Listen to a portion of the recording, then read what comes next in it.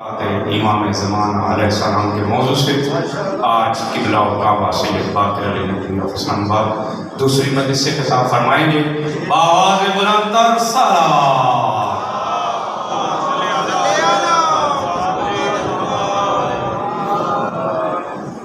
محمد والے محمد صلوات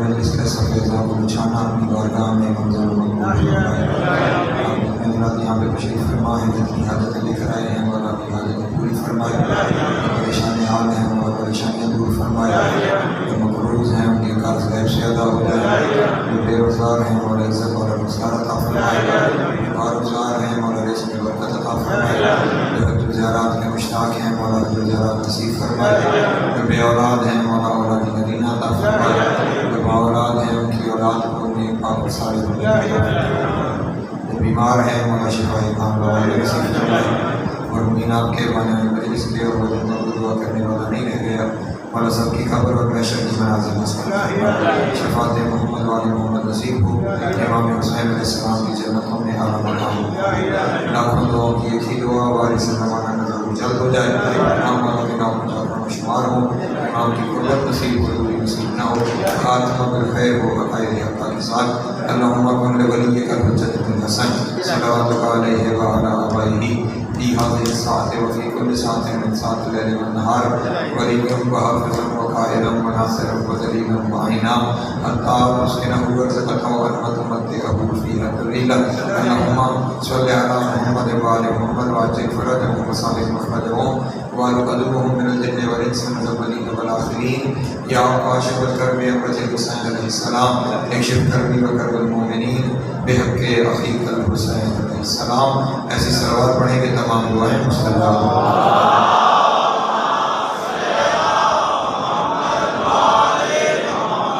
اعوذ باللہ من الشیطان الرجیم بسم اللہ الرحمن الرحیم الحمدللہ الاول بلا اول کان قبلہ والآخر بلا آخر یکون بعدہ کثرت رؤیتہ ابصار الناظرین وعجزت نعتہ اوہام الواصفین وصلی اللہ علی اشرف الانبیاء والمرسلین وخاتم النبیین ابی القاسم محمد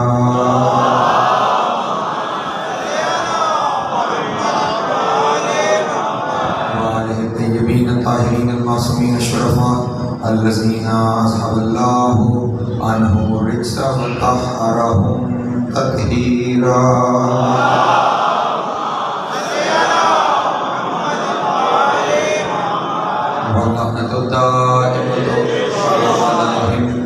اجمعین من یوم عداوتہم الى قیام یوم الدین، اما بعد فقد قال اللہ تبارک و تعالی فی محکم کتابہ المجید وفرقانہ الحمید وقولہ الحق وهو اصدق الصادقین۔ بسم اللہ الرحمن الرحیم وَإِذِ ابْتَلَىٰ إِبْرَاهِيمَ رَبُّهُ بِكَلِمَاتٍ فَأَتَمَّهُنَّ قَالَ إِنِّي جَاعِلُكَ لِلنَّاسِ إِمَامًا قَالَ وَمِنْ ذُرِّيَّتِي قَالَ لَا يَنَالُ عَهْدِ الظَّالِمِينَ۔ صلوات پر محمد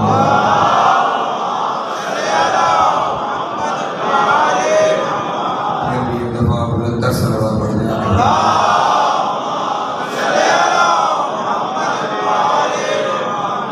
سامنے محترم شرح اربعین امام حسین علیہ السلام، اور آج مسلسل ہماری دوسری نشست ہے۔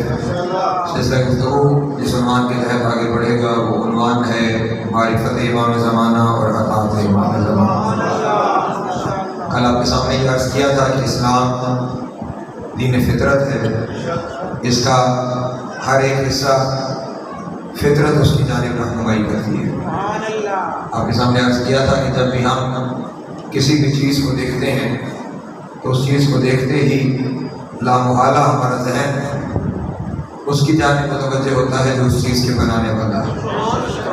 جب اس کے بنانے والے کی طرف متوجہ ہوتا ہے تو پھر فطرت ہمیں یہ بھی آگاہی دیتی ہے کہ ہمیں اگر اس چیز کے متعلق کوئی معلومات چاہیے یا اس چیز کے استعمال کے متعلق ہمیں معلومات چاہیے تو ہمیں معلومات وہی مہیا کر سکتا ہے جو اس چیز کے بنانے والا ہے، اور اگر اس چیز کے بنانے والے تک ہماری رسائی نہ ہو تو پھر ان سے رابطہ کیا جاتا ہے، انہیں تلاش کیا جاتا ہے جو اس بنانے والے کے نمائندے ہوں۔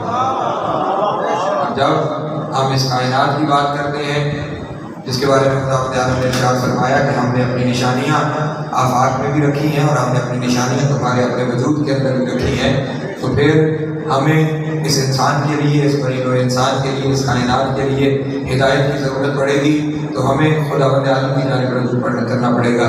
لیکن خداوند عالم کیونکہ نور محض ہے اس لیے ہمارا اس سے رابطہ ممکن نہیں ہے، اور میرے لفظوں میں بول رہے ہیں وہ کیونکہ نور محض ہے اس لیے ہمارا اس سے رابطہ براہ راست ممکن نہیں ہے۔ میں نے کہا فطرت دین کی طرف رہنمائی کرتی ہے۔ آپ اپنے ارد گرد ہی غور کریں، یہ بجلی آپ کے گھروں میں آ رہی ہے، آپ اس بجلی سے مستفید ہو رہے ہیں، یہ بجلی جہاں پیدا ہو رہی ہے، جہاں اس کا مرکز ہے، وہ ڈیم ہے جہاں سے یہ بجلی ہمارے وجود میں آ رہی ہے، وہاں پہ یہ بجلی پیدا ہو رہی ہے میگا واٹس جو ہے وہاں کس مقدار میں پیدا ہو رہی ہے؟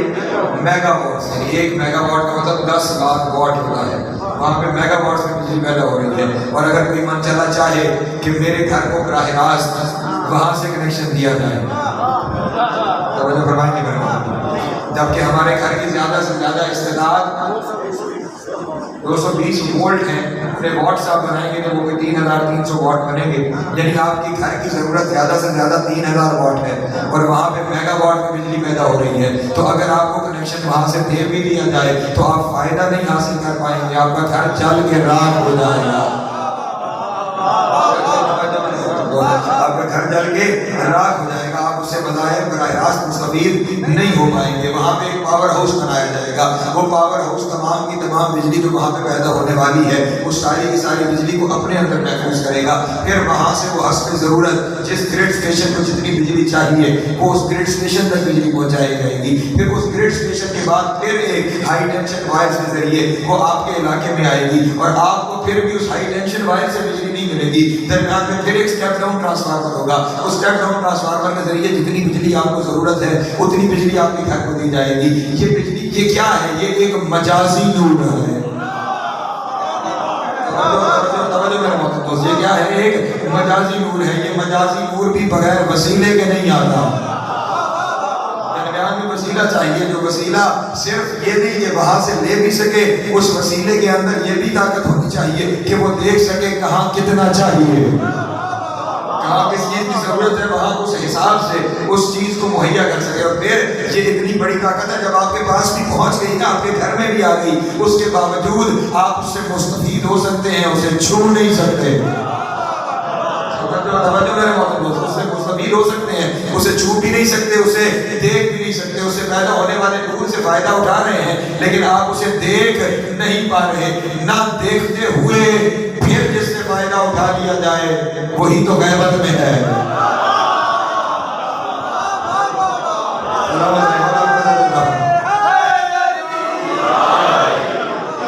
وہ جس سے فائدہ اٹھایا جا رہا ہے وہ پردے میں ہے، لیکن آپ اس سے فائدہ اٹھا رہے ہیں، اس کا مطلب یہ ہوگا مستفید ہونے کے لیے ظاہر ہونا ضروری نہیں ہے، پردے میں رہ کے بھی مستفید کیا جا سکتا ہے۔ بہرحال یہ ایک فطری نظام ہے کہ جو آپ کو کسی ایسے کی جانب رہنمائی کر رہا ہے کہ جو ایسا ہو کہ اس کا واسطہ وہاں مرکز سے بھی ہو اور اسے آپ کی ضروریات کا علم بھی ہو، تاکہ وہاں سے جو کچھ آ رہا ہے آپ کی ضرورت کے مطابق آپ کو مہیا کیا جا سکے۔ یہی جو وہاں سے کلی طور پہ وصول کر لے اور آپ کی ضرورت کے مطابق آپ کو مہیا کر دے، اسے ہی امام کہا جاتا ہے، اسے ہی امام کہا جاتا ہے۔ اور یہ میں نے کہا فطرت نمائندگی کرتی ہر چیز کی۔ حضرت امام جعفر صادق علیہ السلام،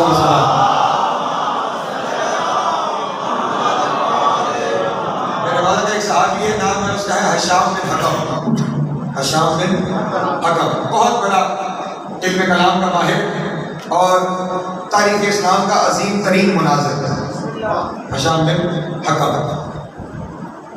ایسی چیز سامنے آ کے بتاتا چلو ایک دن مولا کے سامنے آ کے بیٹھا اور چہرے پہ مسکراہٹ تھی. امام نے کہا کہ ہشام خیر ہے؟ آج ضرورت سے زیادہ چہرے پہ مسکراہٹ دکھائی دے رہی ہے. کہا مولا آپ کے حق کے ایک غاصب سے مناظرہ جیت کے آ رہا. آپ کے حق کے ایک غاصب سے مناظرہ جیت کے آ رہا. کہا وہ تو ہشام تمہارا کام ہے، ہر روز ہی جیتتے ہو. کہا مولا لیکن آج ایک معاملہ عجب ہو گیا. جو آج میرا مناظرہ ہوا یہ طے شدہ مناظرہ نہیں تھا. یہ راہ چلتے ایک ان پلان مناظرہ ہو گیا. رستے میں آمنا سامنا ہو گیا، بات چیت شروع ہو گئی، لوگ اکٹھے ہو گئے، وہ بات چیت مناظرے میں تبدیل ہو گئی اور مولا میں نے وہ مناظرہ جیت لیا. لیکن آپ سے جو سوال کرنا چاہتا ہوں وہ سوال یہ ہے، مناظرہ طے شدہ نہیں تھا، موضوع طے شدہ نہیں تھا، لیکن عجب بات یہ ہے وہ مجھ سے سوال کرتے تھے اور ایسے لگتا تھا جواب میری زبان پہ رکھا ہوا ہے. جواب میری زبان پہ رکھا ہوا ہے. مجھے سوچنے کی ضرورت ہی نہیں پڑتی تھی، میں فوراً جواب دیتا چلا جا رہا تھا. مولا یہ معاملہ کیا ہے؟ امام نے ارشاد فرمایا سن ہشام، ہمارے معاملے میں جب مجھے کوئی فتح حاصل ہونا تو خود پہ فخر نہ کیا کر، شکر ضرور کیا کر. اس لیے کہ جب ہمارے حق کی بات ہوتی ہے پھر زبان تمہاری چلتی ہے، لفظ بنا کے ہم رکھتے چلے جاتے ہیں. صرف تمہاری زبان کام کرتی ہے. اور یہ آپ کا روزمرہ کا مشاہدہ ہوگا کیونکہ ہم تو جس دنیا میں رہتے ہیں ہمیں روز کسی نہ کسی چیز کا سامنا ہوتا ہے اور پھر ایسے ہی لگتا ہے کرم وہیں سے ہوتا چلا جا رہا ہے. یہ ہشام بن حکم ایک دفعہ بصرہ گیا. بصرہ میں معتزلہ فرقے کے بہت سارے لوگ رہتے تھے. ایک مسجد کے باہر سے اس کا گزر ہوا. اس نے دیکھا کہ ایک شخص مسجد میں لیکچر دے رہا ہے، درس دے رہا ہے اور اس کے پورے کا پورا درس تھا امامت کی نفی، کہ امام کی کوئی ضرورت نہیں. ہشام وہاں پہ جا کے بیٹھ گیا. فطرت جیسے ہی اس کی تقریر ختم ہوئی ہشام نے کہا حضور اگر مناسب سمجھے تو میں آپ سے کچھ سوال کرنا چاہتا ہوں. نے کہا ہاں پوچھو کیا سوال کرنا چاہتے ہو. اب ہشام کے سوال سنے گا. کہنے لگا حضور یہ بتائیے آپ کے پاس آنکھ ہے؟ توجہ موضوع کے بارے آپ کے پاس آنکھ ہے؟ اس نے کہا ہاں آنکھ ہے میرے پاس. کہا کیا کام کرتے ہیں اس سے؟ کہا دیکھتا ہوں اس آنکھ کے ذریعے. اچھا یہ بتائیے آپ کے پاس زبان ہے؟ ہاں. اس زبان سے کیا کام کرتے ہیں؟ کہا میں اس سے چکھتا ہوں، ذائقہ چکھتا ہوں. کہا آپ کے پاس ناک بھی ہے؟ کہا ناک بھی ہے. اس سے کیا کام کرتے ہیں؟ کہا سونگھنے کا کام کر رہا ہوں. کہا آپ کے پاس ہاتھ بھی ہے؟ کہا ہاتھ بھی ہے. کیسے کیا کرتے ہیں؟ کہا اس سے چھونے کا کام کرتا ہوں. یہ سارے سوال کرنے کے بعد کہہ لگا آپ کے پاس دل ہے؟ توجہ آپ کے پاس دل ہے؟ اس نے کہا ہاں میرے پاس دل ہے. کہا پھر یہ دل کیا کام کرتا ہے؟ اس دل سے آپ کیا کرتے ہیں؟ کہا دل یہ کام کرتا ہے کہ جب یہ میرے اعضاء، آنکھ کا کام ہے دیکھنا، ناک کا کام ہے سونگنا، زبان کا کام ہے چکھنا، ہاتھ کا کام ہے چھونا، جب میرے یہ اعضاء کسی ششوپن کا شکار ہو جاتے ہیں مجھے چھونا چاہیے یا نہیں چھونا چاہیے، مجھے دیکھنا چاہیے یا نہیں دیکھنا چاہیے، مجھے سننا چاہیے یا نہیں سننا چاہیے، مجھے کہنا چاہیے یا نہیں کہنا چاہیے، تو پھر یہ میرے اعضاء رجوع کرتے ہیں میرے قلب کی طرف، میرے دل کی طرف. وہ رہنمائی کرتا ہے کہ اب دیکھو یا نہ دیکھو، اب چھوؤ یا نہ چھوؤ، اب چکھو یا نہ چکھو، اب سنو یا نہ سنو. وہ ان تمام اعضاء کی امامت کرتا ہے. جیسے ہی اس نے کہا نا امامت کرتا ہے، فوراً ہشام نے کہا پھر خیال کرنا اللہ نے تیری وجود کی چھوٹی سی کائنات کو بغیر امام کے نہیں چھوڑا تو پوری کائنات کو بغیر امام کے کیسے چھوڑے.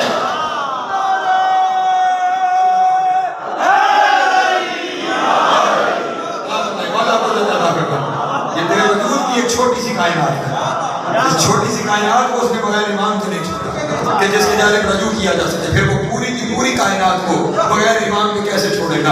امام کا ہونا اس کائنات کے لیے ضروری ہے تاکہ وہ ہدایت کرتا رہے. وہ فوراً ایک ساتھ بیٹھا ہوا اس کا چیلا اٹھ کھڑا ہوا. اس نے کہا ہماری ہدایت کے لیے نبی کافی ہے، وہی امام ہے. نبی کافی ہے، وہی امام ہے. اس نے کہا جب نبی پردہ کر گئے تو پھر جب نبی بظاہر سامنے نہ رہے تو پھر کہنے لگا نبی کی احادیث امامت کا کام کریں. نبی کی حدیث امامت کا کام. توجہ میرے محترم دوست، میرے نوجوان دوست، میں آپ کے لیے سارے سفر کو لے کے چل رہا ہوں. احادیث نبی کی ہمارے لیے امامت کا کام کریں. اس نے کہا اچھا ابھی تھوڑی دیر پہلے جو میں نے امامت پہ سوال کیا تو انہوں نے کہا تھا امامت کا کام یہ ہے کہ جب کوئی مسئلہ درپیش ہو جائے، کوئی اختلاف آ جائے تو اس اختلاف کا حل وہاں سے پیش کر دیا جائے، تو جو پیش کر رہا ہوتا ہے وہی امام ہوتا ہے۔ اگر نبی کی احادیث اختلاف دور کرنے کے لیے کافی تھی تو پھر بتا میرے اور تیرے درمیان اختلاف ہے یا نہیں؟ توجہ میرے بات، میرے اور تیرے درمیان اختلاف ہے یا نہیں؟ اس نے سر کو جھکا لیا، خاموش ہو گیا۔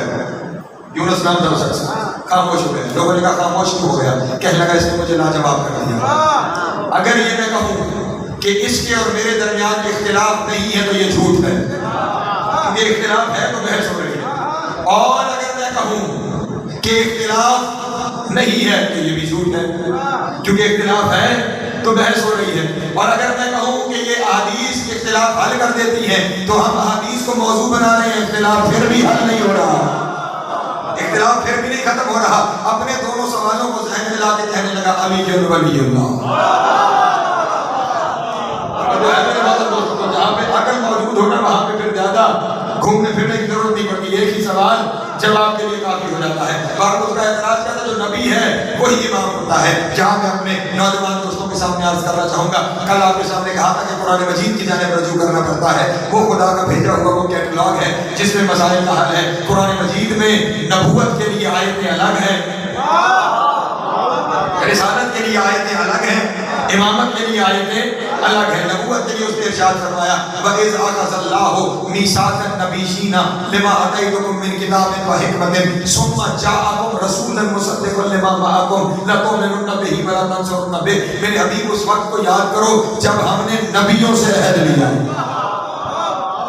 جب ہم نے نبیوں سے عہد کیا، اس کا مطلب نبی ایک الگ ہوتا ہے۔ پھر اس کے بعد ارشاد فرمایا لَقَدْ أَرْسَلْنَا مِن رُسُلِنَا، ہم نے اپنے رسولوں کو بھیجا، لَقَدْ أَرْسَلْنَا رُسُلَنَا، ہم نے اپنے رسولوں کو بھیجا۔ اس کا مطلب رسول ایک الگ ہوتا ہے۔ اور پھر ارشاد فرمایا وَجَعَلْنَهُمْ أَئِمَّةً يَهْدُونَ بِأَمْرِنَا، ہم نے انہیں امام بنایا، وہ ہمارے امر سے ہدایت کرتے ہیں۔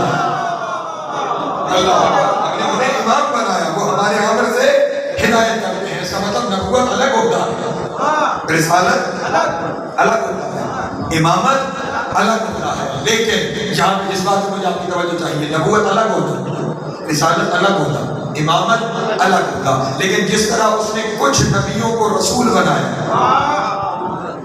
کچھ انبیاء 1,24,000، ان میں سے صرف 313 رسول تھے۔ جس طرح اس نے کچھ انبیاء کو رسول بنایا، اسی طرح اس نے کچھ رسولوں کو امام بھی بنایا۔ کچھ انبیاء کو رسول بنایا، کچھ رسولوں کو امام بھی بنایا۔ مثلا حضرت آپ سورہ انبیاء کھولیے اور اس کی آیت نمبر 70 کے ارد گرد اوپر نیچے کی آیتوں میں آپ کو ان تمام رسولوں کا ذکر مل جائے گا جنہیں امام بنایا گیا۔ حضرت داؤد ہے، حضرت سلیمان ہے، حضرت ابراہیم ہے، حضرت اسحاق ہے، حضرت زکریا ہے، حضرت یحییٰ ہے۔ یہ وہ رسول ہیں جنہیں امام بھی بنایا گیا، جنہیں امام بھی بنایا گیا۔ لیکن یہاں پہ اپنے محترم دوستوں کے سامنے بڑے تحمل سے ایک چیز عرض کرنا چاہتا ہوں، یہ جو عہدہ امامت ہے، یہ عہدہ امامت اپنے رتبے کے اعتبار سے نبوت سے بھی بڑا ہے، رسالت سے بھی بڑا ہے۔ اور میں قرآنی دلیلیں آپ کے سامنے پیش کروں گا، یہ عہدہ امامت نبوت سے بھی بڑا ہے، رسالت سے بھی بڑا ہے۔ اس کی وجہ ہے، اس کی وجہ یہ ہے عہدہ امامت کی ذمہ داریاں نبوت اور رسالت سے بڑی ہیں۔ عہدہ امامت کی ذمہ داریاں نبوت اور رسالت سے بڑی ہیں۔ میں بھی آپ کے سامنے واضح کرتا ہوں، نبی کا کام ہے خبریں پہنچانا۔ کیا کام ہے؟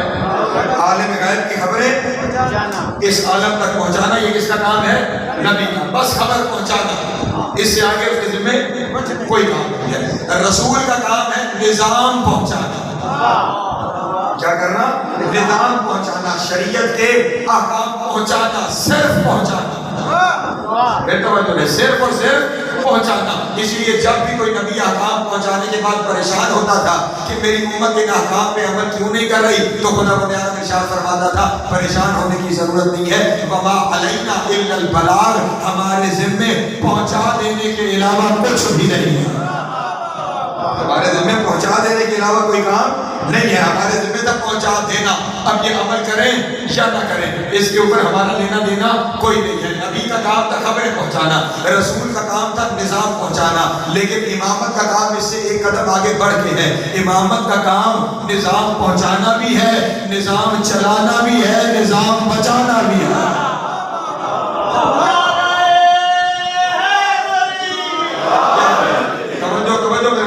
امامت کا کام نظام پہنچانا بھی، نظام بچانا بھی اور نظام چلانا بھی. یہ سب کچھ امام نے کرنا ہے. اب کیونکہ ذمہ داری بڑی ہے اس لیے عہدہ بڑا ہے، اس لیے مقام بھی بڑا ہے. چلانا بھی ہے، بچانا بھی ہے. ایک مثال سامنے آ گئی، وہ آپ کے سامنے پیش کرتا چلوں، ذرا تھوڑے سے جاگ بھی جائیں گی، بات بھی پہنچ جائے گی. امیر کائنات اپنے غلام قمر کے ساتھ ایک پرانی قبرستان سے گزر رہے تھے. نہ قمر کے دل میں کیا آیا، کہنے لگا مولا آپ مردے زندہ کر لیتے ہیں، آپ مردے زندہ کر لیتے ہیں. امام ایک بوسیدہ قبر کے پاس گئے، پاؤں سے ٹھوکر ماری، قوم اٹھ، بس اٹھ. اٹھا، کفن جھاڑتے ہوئے جیسے امیر کائنات کو دیکھا، دیکھ کے کہنے لگا السلام علیکم یا امیر المومنین، السلام علیکم یا امیر المومنین. باہر پتہ چلے نہ چلے قبر میں پتہ چلتا ہے امیر المومنین.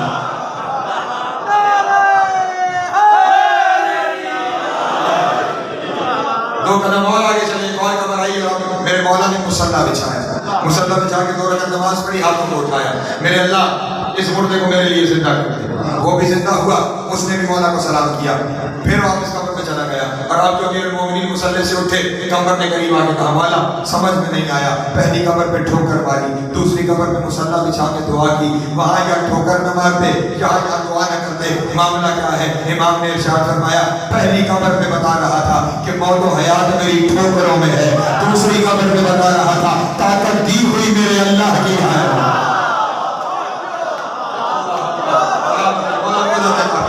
موت و حیات میری ٹھوکروں میں ہے لیکن طاقت دی ہوئی میرے رب کی ہے. قبر کو مطمئن ہوا لیکن فوراً اسرائیل آ گئے، اسرائیل آ گئے، کہنے لگے مولا اپنے غلام کے سوال کا جواب تو دے دیا، ایک سوال میرا بھی ہے. کہا آپ پوچھو. اسرائیل جانتا وہ بھی تھا، پیغام ہم تک پہنچانا تھا. کہا مولا یہ بتائیے یہاں پہ دعا بھی آپ نے مانگی، وہاں سے مجھے روح واپس کرنے کا حکم بھی آپ نے دیا.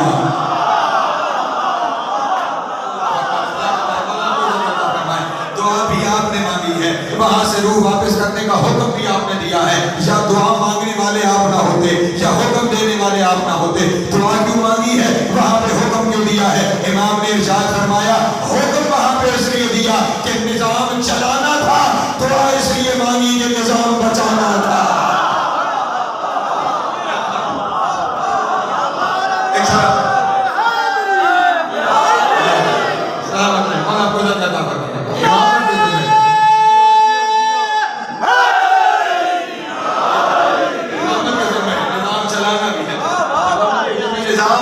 بچانا بھی ہے.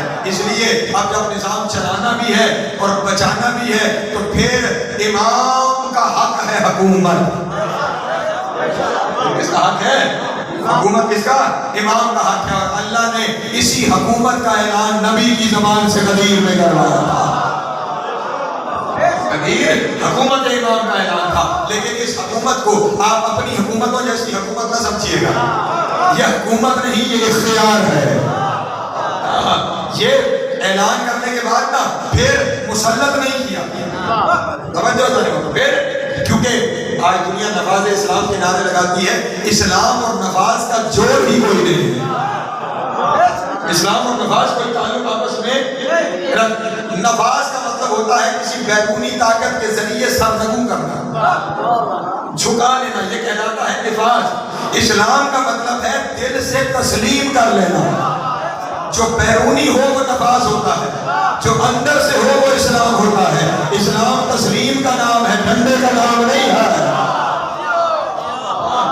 اس لیے اعلان کر دیا گیا لیکن پھر اختیار تمہارے پاس ہے.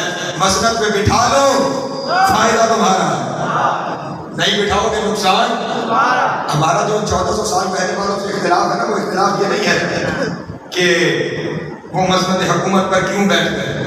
ہمارا اختلاف یہ ہے انہوں نے حکومت کو علی سے محروم کیوں کر دیا؟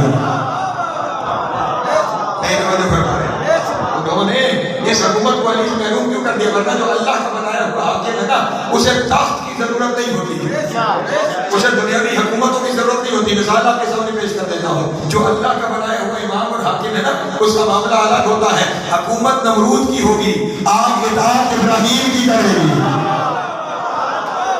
میں نے کیا جملہ کہا اور آپ کہاں بیٹھ کے سن رہے ہیں؟ تھوڑا سا بیدار ہوگا کہ چند باتیں آپ کے سامنے آپ کا۔ حکومت نمرود کی ہوگی، آگ اطاعت ابراہیم کی کرے گی۔ حکومت فرعون کی ہوگی، نیل کا پانی اطاعت موسیٰ کی کرے گا۔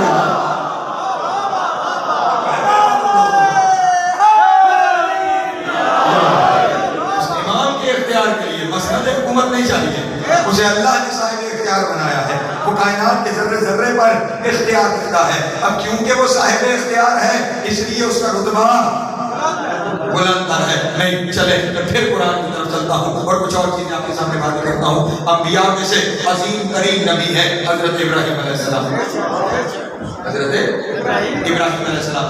اب یہ جو حضرت ابراہیم علیہ السلام ہے ان کے بارے میں خدا بندیان نے ارشاد فرمایا وَإِذِ ابْتَلَىٰ إِبْرَاهِيمَ رَبَّهُ بِكَلِمَاتٍ، ابراہیم کے رب نے کچھ کلمات کے ذریعے ابراہیم کا امتحان لیا۔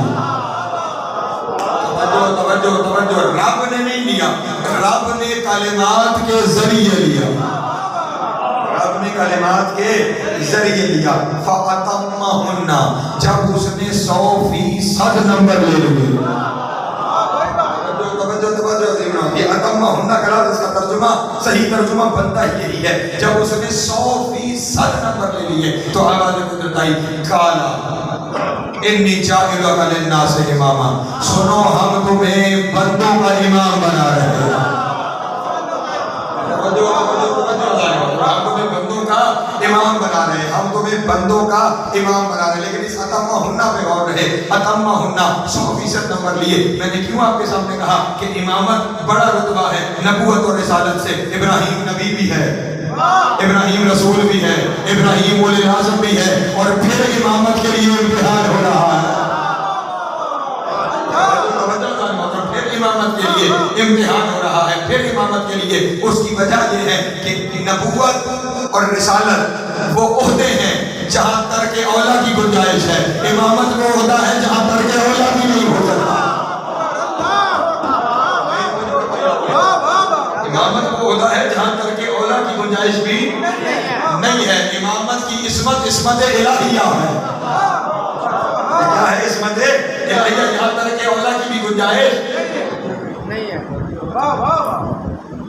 دیکھیے ایک ہوتا ہے گناہ، ایک ہوتا ہے ترک اولا۔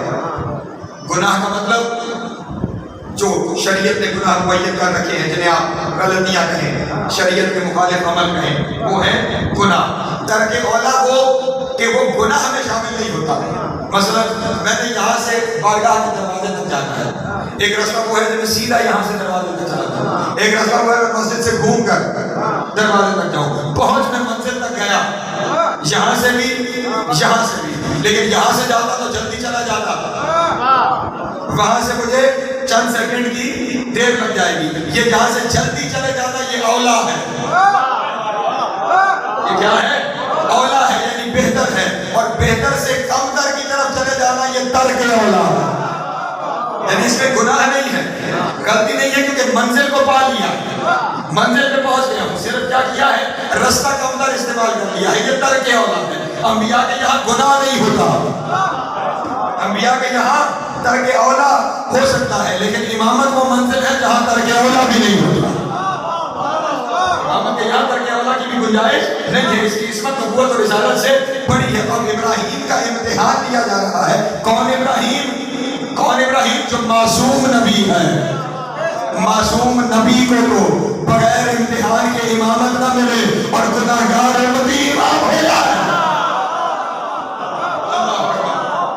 امتحان لیکن یہاں پر جس امامت کے ہم قائل ہیں، ذرا اس امامت کو سمجھیے گا، یہ ابراہیم کو ملی ہے بندوں کی امامت۔ کون سی امامت؟ بندوں کی امامت۔ اور امتحان کس نے لیا؟ کلمات نے۔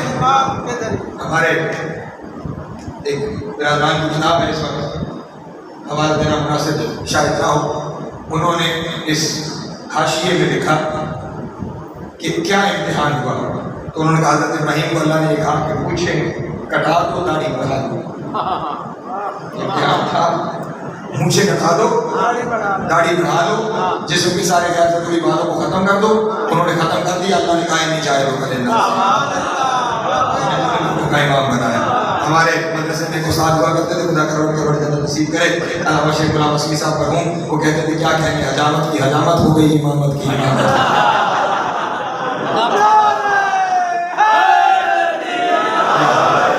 ہاں لیکن ہو سکتا ہے شاید کسی نے کسی حجام کو امام مانا ہو۔ ایک صلوات پڑھیں بابا جب اللہ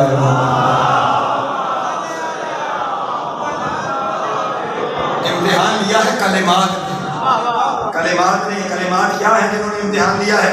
پھر جا کے سورہ بقرہ کو پڑھنا، حضرت آدم کے بارے میں خدا بندے آدم نے ارشاد فرمایا فَتَلَقَّى آدَمُ مِن رَبِّهِ كَلِمَاتٍ فَتَابَ عَلَيْهِ، اللہ نے آدم کی ملاقات کچھ کلمات سے کروائی۔ آدم کی ملاقات کچھ کلمات سے کروائی، فتاب علیہ، اس کے ذریعے آدم نے توبہ کی تو اللہ نے اس کی توبہ قبول کر لی، اللہ نے اس کی توبہ قبول کر لی، اللہ نے اس کی توبہ قبول کر لی۔ اب وہ تلاش کر جن کے ذریعے آدم کی توبہ قبول ہوئی نا، انہوں نے ہی ابراہیم کا امتحان لیا، انہوں نے ہی ابراہیم کا امتحان لیا ہے۔ امتحان لینے والے اور ہیں، امتحان دینے والا اور ہے۔ وہ جو امتحان لینے والے ہیں نا، وہ امامت بانٹ رہے ہیں، وہ امامت بانٹ رہے ہیں۔ ایک اور جملہ آپ کے سامنے حدیث کرتا ہوں، حضرت امام حسن مجتبی علیہ السلام، امام کا ایک صحابی ہے جس کا نام ہے ابو سفیان بن لؤلؤ، بہت ابو سفیان بن لؤلؤ، یہ اتنا بڑا صحابی ہے میرے مولا کا کہ روز محشر جب امام حسن کے حواریوں کو بلایا جائے گا تو سب سے پہلے یہ لبیک کرے گا، سب سے پہلے لبیک کہنے والا یہ شخص ہوگا۔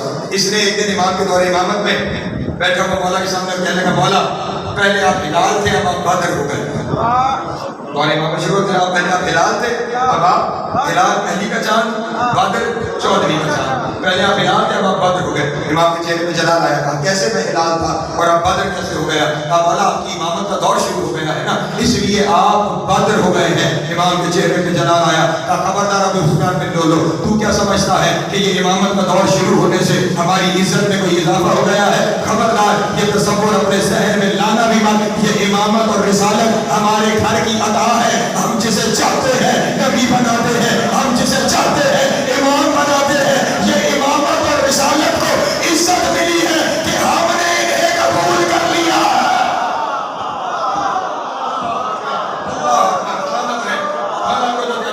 یہ ہمارے گھر کی عطا ہے، یہ انہیں عزت ملی ہے کہ ہم نے انہیں، ہماری عزت عہدوں کی وجہ سے نہیں ہے، یہ عہدے ہماری وجہ سے عزت دار۔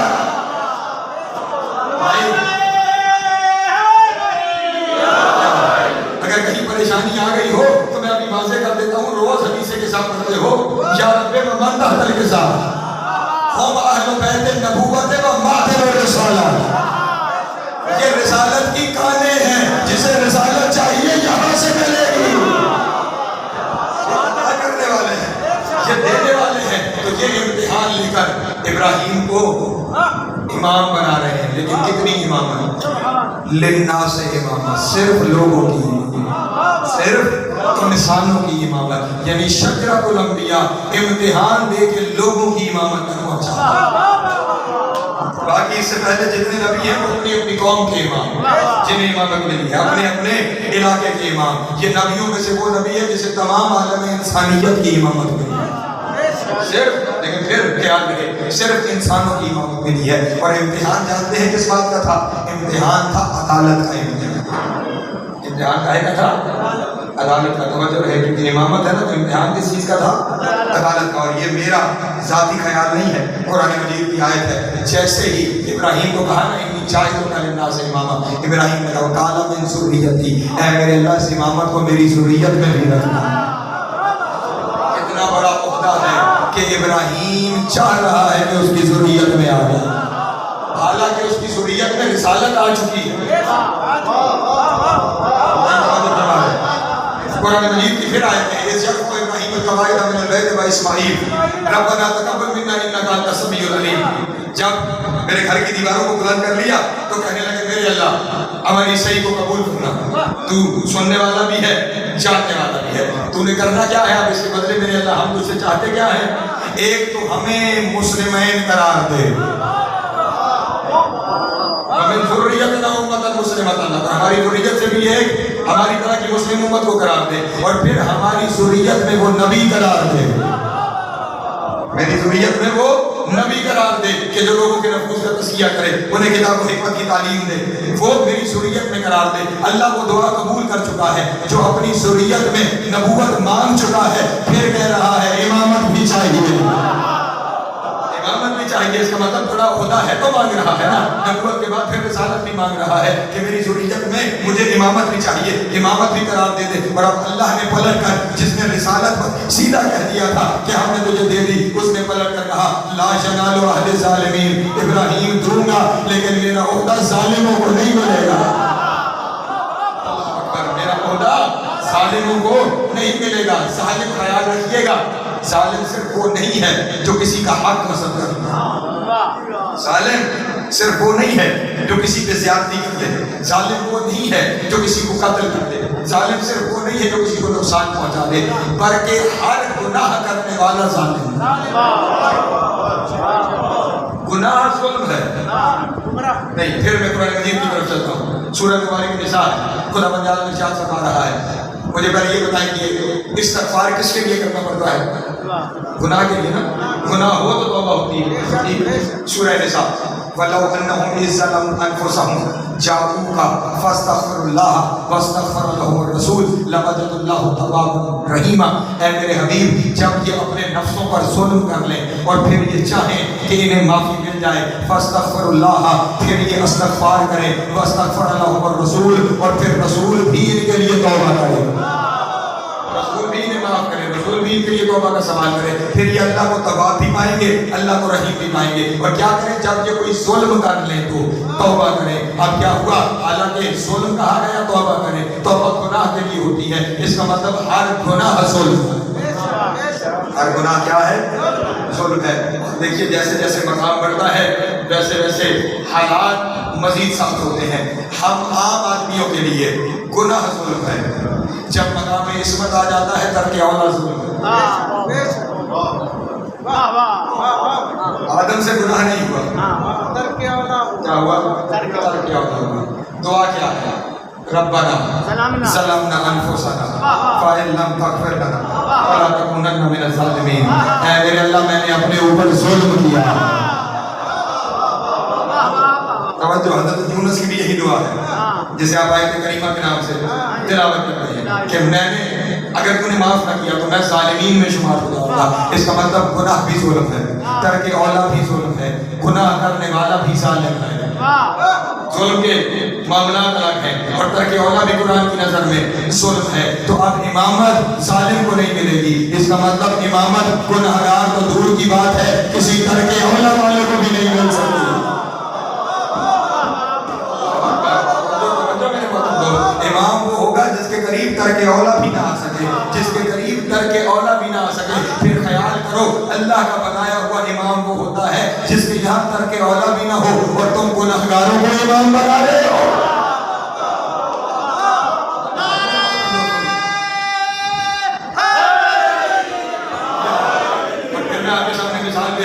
کہ یہ جو عدالت کی منزل ہے نا جہاں تک کہ اولا بھی نہیں ہے، یہ وہ منزل نہیں کہ زندگی کے کسی حصے میں آپ پہنچ گئے اور وہاں پہنچ کر آپ کہیں کہ اب یہ اس مقام پہ پہنچ گئے ہیں کہ اب ان سے کوئی غلطی سرزد نہیں ہو سکتی۔ نہیں، منصب امامت کے لیے وہ چاہیے کہ جس کے دنیا میں آنے سے لے کر جانے تک۔ نہیں، میں ایک اور مثال آپ کے سامنے پیش کرتا ہوں۔ ہمارے سامنے بہت سارے اچھے کھڑے کر دیے جائیں، میں نے لفظ بدلا ہے حالات کے مطابق، بہت سارے اچھے کھڑے کر دیے جائیں اور کہیں یہ سارے بہت اچھے ہیں، یہ سارے بھیا کیا کیا اچھائیاں ان میں ہیں، وہ ساری اچھائیاں انہوں نے سب میں گنوا دی، سارے بہت اچھے ہیں، لیکن اب میری مجبوری یہ ہے مجھے بہت سے اچھوں میں سے سب سے اچھا چاہیے، مجھے سب سے اچھا چاہیے. اب صفات تو انہوں نے سب کی ایک جیسی گنوا دی, اس میں بھی یہ ہے, اس میں بھی یہ ہے, اس میں بھی یہ ہے, اس میں بھی یہ ہے. کچھ فرق نہیں ہے انسانوں میں. گنوا دیے انہوں نے, سارے ایک جیسے ہیں, سارے ایک جیسے ہیں, سب گنوا دیے. اب میں نے پھر بھی مجھے سب سے اچھا چاہیے, تو میں نے کہا بھیا ٹھیک ہے, سارے ایک جیسے ہو گئے ہوں گے, سارے اچھے ہو گئے ہوں گے, لیکن مجھے یہ بتائیے ان میں سے کون کب سے اچھا ہے؟ توجہ ان میں سے کون کب سے اچھا ہے؟ اب ایک صاحب بولے اور کہنے لگے یہ 40 سال کے بعد اچھے ہوئے تھے, یہ 42 سال کے بعد اچھے ہوئے تھے, یہ 45 سال کے بعد اچھے ہوئے تھے, اور یہ جو کھڑا ہوا ہے نا اس نے آنکھ ہی اچھائی کی گود میں کھول لی. اللہ اکبر, اللہ کو عطا فرمائے. اس نے آنکھ ہی اچھائی کی گود میں کھولی ہے, اس کی ساری زندگی میں کوئی برائی کا تصور ہی نہیں ہے. تو میرے لیے سب سے اچھا وہ ہے کہ جس کی ساری زندگی اچھائی ہی اچھائی ہے. اس لیے ہم سے الجھا نہ کرو, ہم کسی کے اچھے کو برا نہیں کہتے. ہمارا مسئلہ یہ ہے ہمیں سب سے اچھے مل گئے ہیں, ہم کسی کو کچھ کہتے ہی نہیں ہیں. ہمارا کسی کے اچھوں سے لینا دینا ہی نہیں ہے. ہمارا مسئلہ یہ ہے کہ ہمیں سب سے اچھے مل گئے ہیں جن کی ساری زندگی میں ان کے قریب کوئی برائی آ ہی نہیں سکی ہے, اور وہ اتنے اچھے ہیں کہ انہیں دنیا والے اچھے نہیں کہتے, بلکہ اللہ نے کہا ہے انما یرید اللہ لیجعل عنکم الرجس اہل البیت ویطہرکم تطہیرا.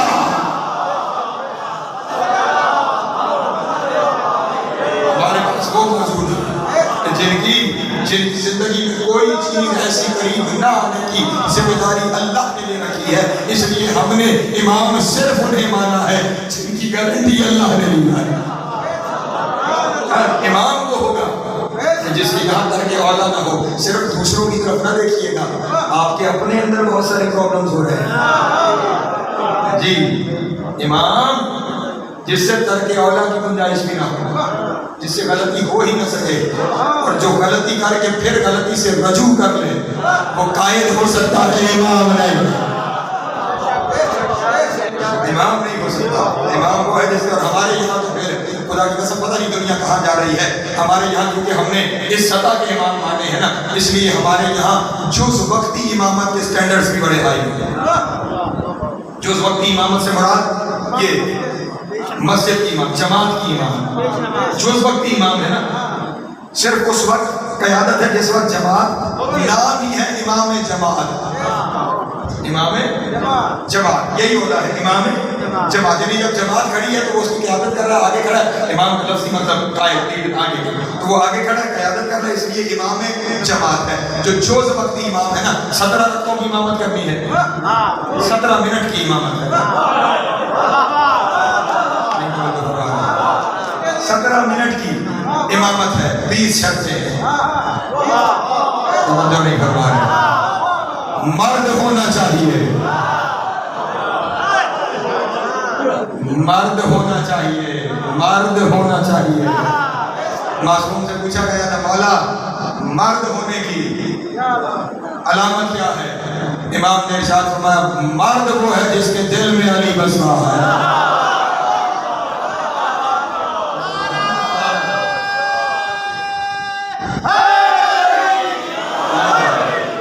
عاقل ہونا چاہیے, ہم کسی بے وقوف کو جز وقتی امام بھی نہیں بناتے. مرد ہو, عاقل ہو, بالغ ہو, اگلی شرط ہے حلال زادہ ہو. ہم حلال زادہ نہ ہو 17 منٹ کا امام نہیں بناتے. کسی حلال زادے کو امت کا امام کیسے بناتے؟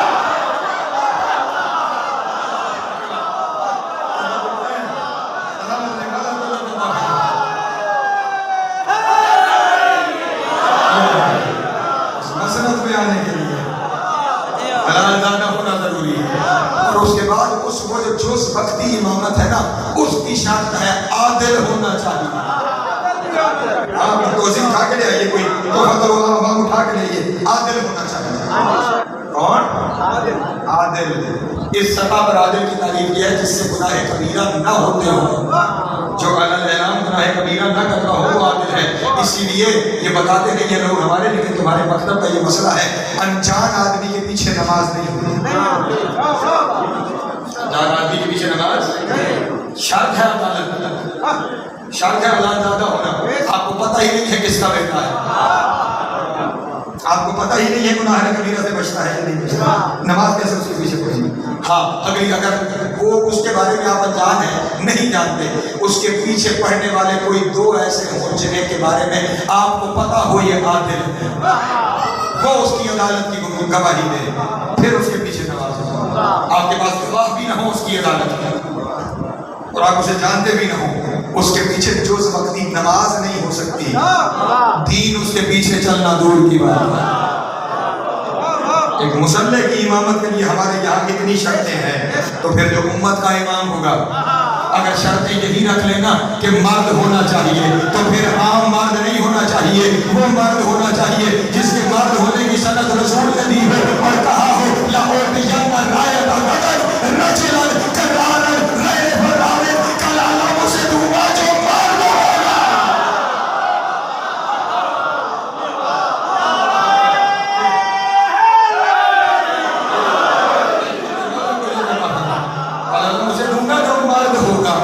मर्दानगी की सनद मोहम्मद की ज़बान से आए, फिर वो सिर्फ हलाल ज़्यादा ना हो, वो पहचाने हलाल और हराम को।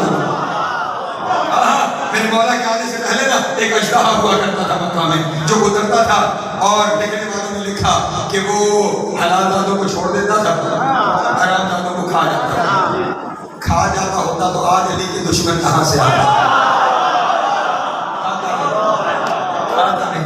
वो निशानी छोड़कर अपना लुआब उस पर फेंक के चला जाता था कि ये है जो गैर हलाल ज़ादा है।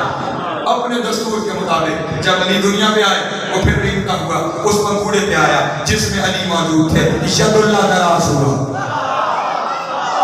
और अली ने अपनी दो उंगलियों के जरिए कलाई अजदर को चीरा, और सिर्फ चीरा नहीं, आधा अजदर इधर गिरा, आधा इधर गिरा, दो बराबर हिस्सों में तकसीम किया। जब दो बराबर हिस्सों में माँ ने देखा ना, तो देख के कहा मेरा बेटा तो हैदर है। ये वजह तस्मिया है हैदर की। हैदर उसे कहते हैं जो दो बराबर हिस्सों में तकसीम कर दे। ये दो बराबर हिस्सों में तकसीम किया तो माँ ने कहा तू हैदर है। उधर से अबू जहल आ गया और आके कहने लगा, ए यतीम अब्दुल्ला, ये हमारा सांप पहचान था हलाल और हराम की, और तुम्हारे इस भाई ने इसे ही कत्ल कर दिया। अब हमें पता कैसे लगेगा हलाल ज़्यादा कौन है, हराम ज़्यादा कौन है? रसूल के चेहरे पे मुस्कुराहट आई। कहा अबू जहल ये बता, तेरा ये सांप कहाँ तक बयान था?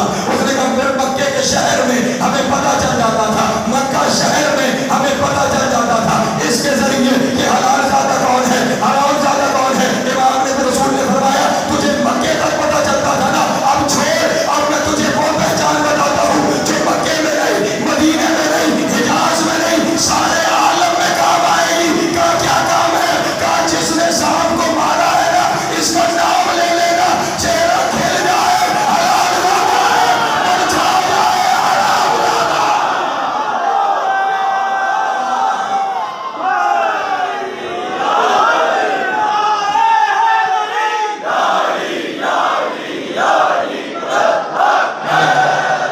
जो है मेरे माता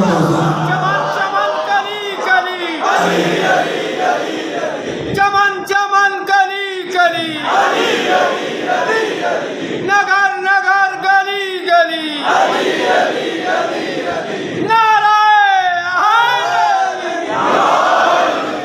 जो है मेरे माता इमाम वो होता है जो हलाल और हराम की पहचान हो, न कि उसकी पहचान करनी पड़े। और मेरे माता, इसलिए इमाम मयार होता है। मारिफत इमाम हासिल कीजिए। अगर आपको मयार इमामत का ये पूरा हुआ तो फिर हर राह चलता इमाम बनने लगा।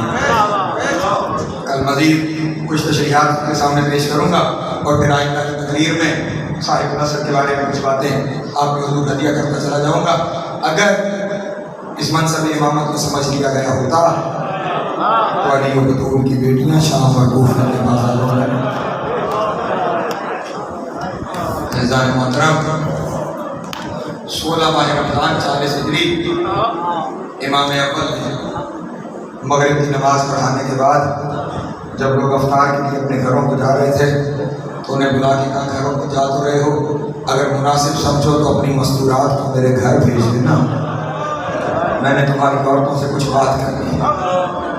تمام صحابہ نے کہا مولا آپ کی کنیزیں ہیں، آپ نے یہ کیوں کہا کہ مناسب سمجھو؟ مولا حاضر ہو جائیں گی۔ لوگ گھروں کو چلے گئے، امام اپنی دولت قلعے پہ تشریف لائے۔ وہ امام جو مغرب کے بعد گھر میں ایک سے زیادہ شراب جلانا مناسب نہیں سمجھتا تھا، اس امام نے اپنی کنیز سے کہا آج اتنی قندیلیں روشن کرو کہ زمین پہ چلتی ہوئی چوٹی بھی دکھائی دے۔ چاروں جانب قندیلیں روشن ہو گئی۔ پھر کنیز سے کہا صحن کے درمیان میں بھی ایک قندیل روشن کرو۔ صحن کے درمیان میں بڑی قندیل روشن کی گئی۔ کچھ دیر کے بعد مستورات آنا شروع ہوئی، ایسے دیواروں کے ساتھ چاروں جانب مستورات بیٹھ گئیں۔ جب ساری عورتیں آ گئیں، کنیز نے کہا ہمارا مستورات آ گئی ہیں۔ اس وقت امام نے کہا جاؤ میری بیٹی زینب کو بلا کے لے آؤ۔ کنیز شہزادی کو بلانے گئی کہ بابا نے یاد فرمایا ہے۔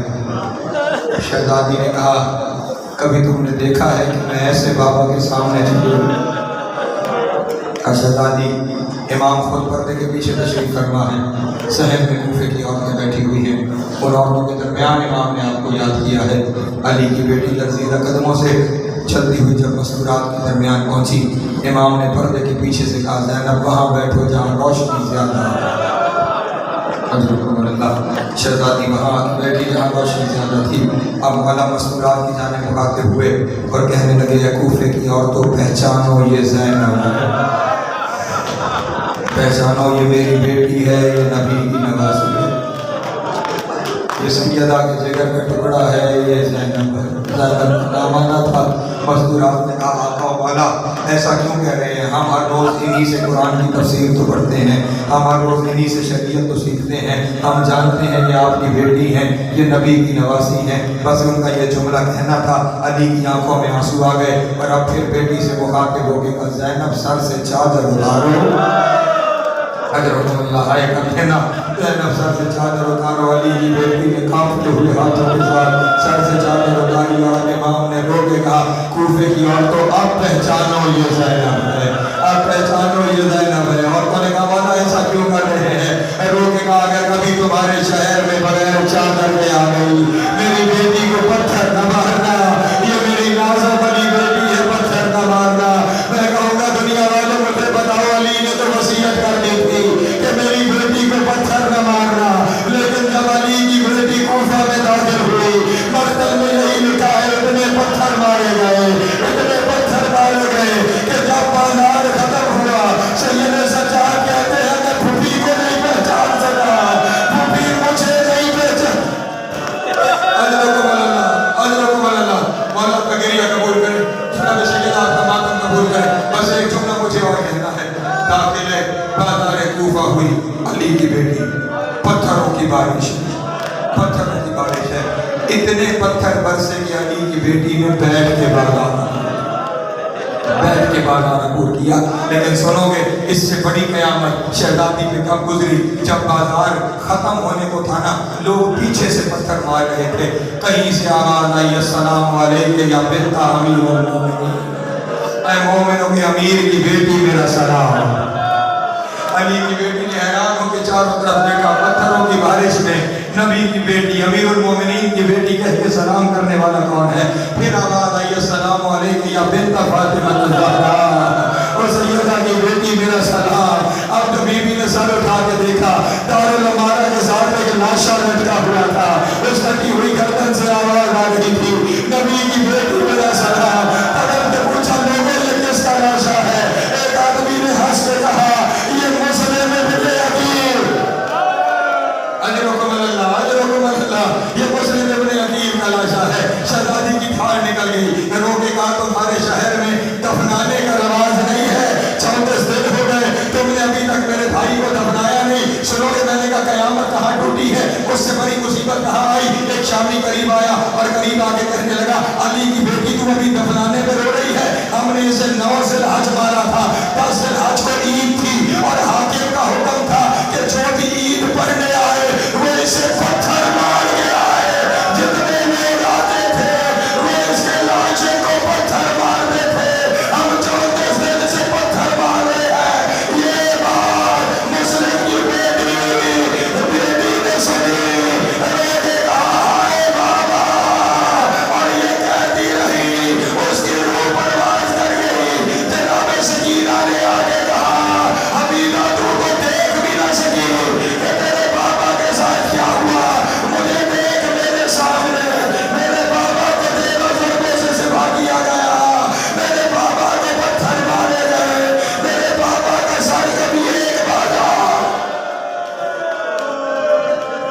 وصلی علی الذین ظلموا ایہم الذین یعلمون